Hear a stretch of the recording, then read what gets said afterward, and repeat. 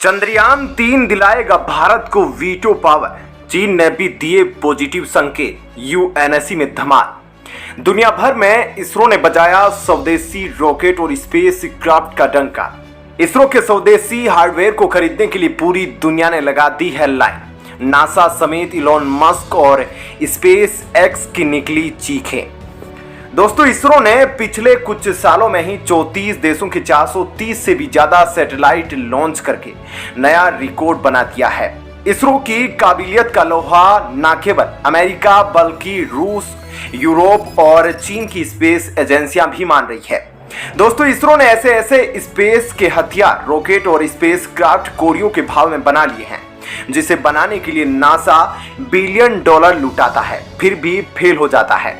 भारतीय अंतरिक्ष वैज्ञानिकों ने नासा के दिमाग में ऐसा छेद किया है जिसका इलाज सिर्फ भारत के पास ही है।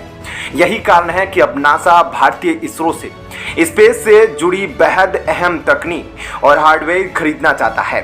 चीन के लिए तो इसरो उसका ईश्वर बन गया है, जिसकी पूजा करने के लिए वे भारत में इन्वेस्टमेंट करने को बेकरार है। इन्वेस्टमेंट तो सिर्फ बहाना है। चीन अपनी अर्थव्यवस्था को बचाना चाहता है, जिसमें मोदी ने लंका लगा दी है। मतलब जो नासा पिछले 50 सालों से स्पेस की दुनिया में बादशाह बना बैठा है, अब वह मेड इन इंडिया स्पेस तकनीक को पाने के लिए इसरो के सामने अर्जी लगाने की सोच रहा है। यही कारण है कि इलॉन मस्क भी मोदी के साथ नजदीकियां बढ़ा रहे हैं। इसरो के इस तरकीब और कांड को देखकर चीन के स्पेस वैज्ञानिक दंग रह गए हैं। दिन रात उनकी आंखों से आंसुएं बह रही है और पाकिस्तान मीडिया खून के आंसू रो रही है, क्योंकि इसके अलावा वो कुछ कर नहीं सकते।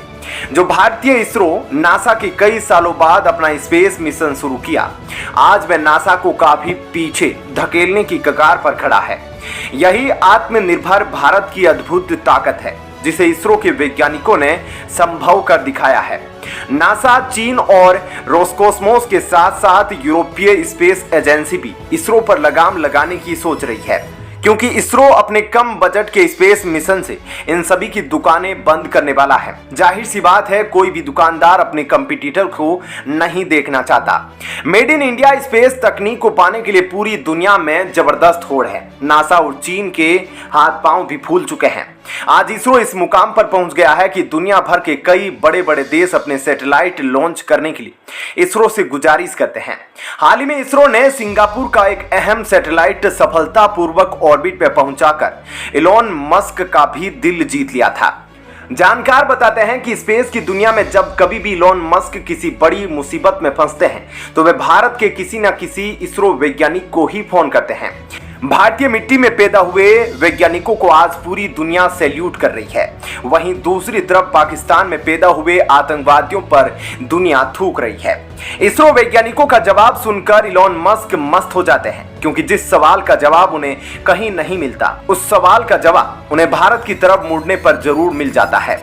स्टीव जॉब से लेकर मार्क जकरबर्ग, इलॉन मस्क, सुंदर पिचाई, लेरी पेज, ये सभी भारत के प्रसिद्ध नीम करोली बाबा के भक्त हैं और तभी इन्होंने दुनिया में नामुमकिन को मुमकिन कर दिखाया है। बातों ही बातों में कई बार इनडायरेक्ट तरीके से इलॉन मस्क ने इस फैक्ट को स्वीकार किया है कि इसरो की मदद के बिना वे कभी भी मंगल ग्रह तक नहीं पहुंच पाते।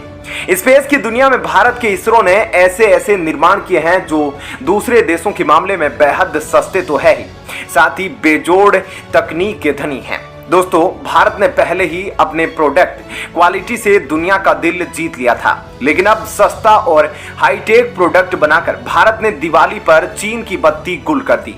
ठीक यही काम इसरो ने स्पेस की दुनिया में करके पूरे विश्व को हैरान कर दिया है, जिसके कारण नासा भी बेहद हैरान हो गया है।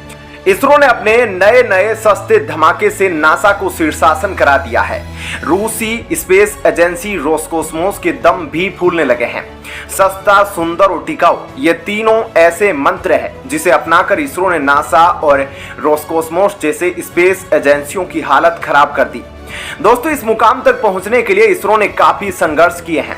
अपने शुरुआती दिनों में हमने नासा और रूस के रोस्कोसमोस के साथ मिलकर काम किए थे, जिसके लिए उन्हें हमें काफी पैसे भी देने पड़े थे। पिछले कुछ सालों में इसरो ने ऐसी तरक्की की है जिसके प्रकोप से दुनिया की बाकी एजेंसियों का नामो निशान मिटने लगा है।